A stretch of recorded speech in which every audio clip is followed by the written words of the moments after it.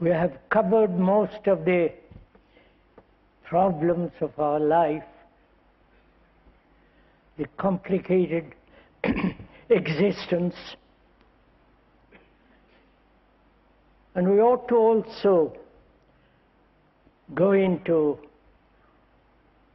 whether it is possible to end sorrow. I think we ought to talk it over together and go into it rather deeply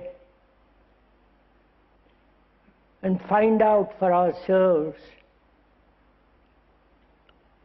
what are the implications of sorrow,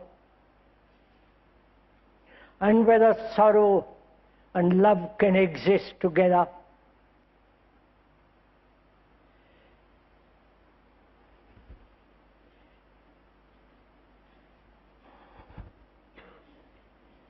And what is our relationship to the sorrow of mankind?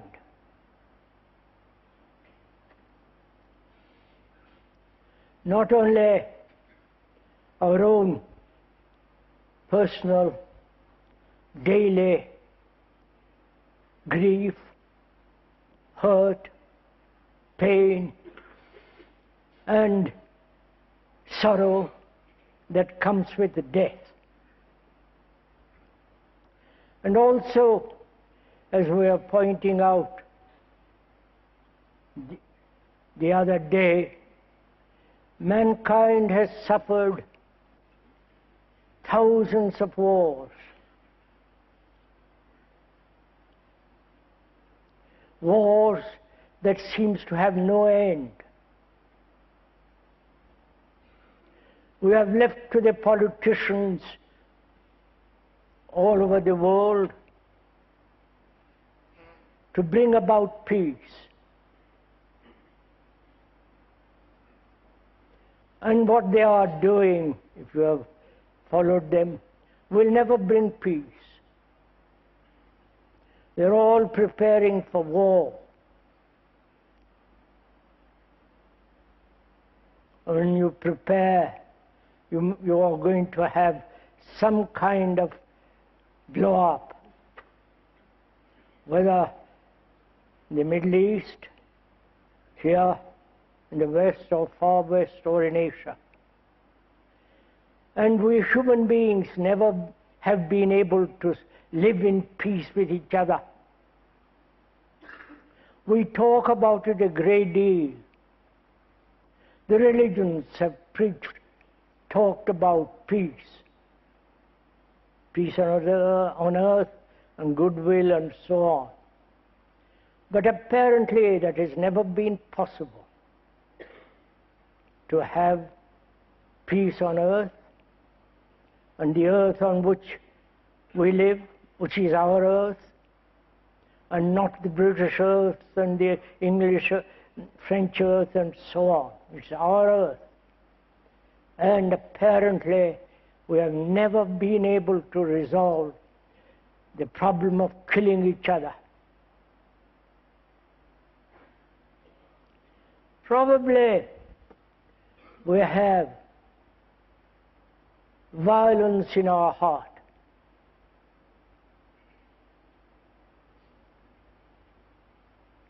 We've never been free from any sense of antagonism, any sense of retaliation. Never free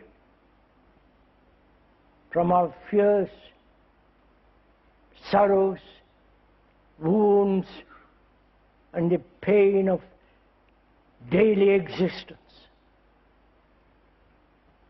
Except for the very, very, very rich and the people who have position, apparently all the rest of us can never have peace, comfort, always in travail. That's part of our life, part of our daily suffering. And this suffering, without love, man has tried in many, many ways to be free from it. He has suppressed it, escaped from it, identified himself with something greater, handed himself over to some idea, some ideals, beliefs and faith and so on. But apparently, this sorrow can never end. We have become accustomed to it. We put up with it. We tolerate it. We never ask ourselves seriously, with a great sense of awareness, whether it is possible to end sorrow.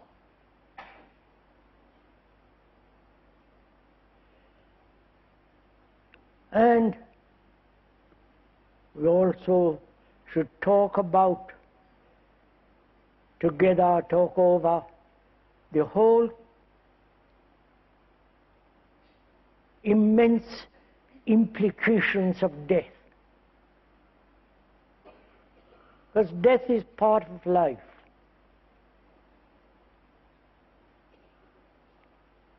Though we have postponed, avoided even talking about it, it is there.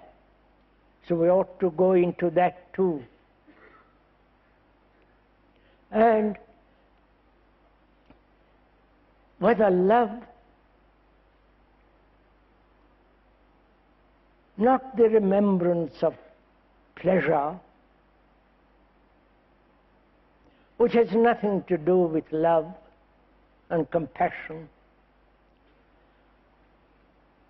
whether that love and compassion, with its own peculiar, all-comprehending intelligence, whether that love can exist in our life. These are the problems or questions which we are going to talk over together this morning.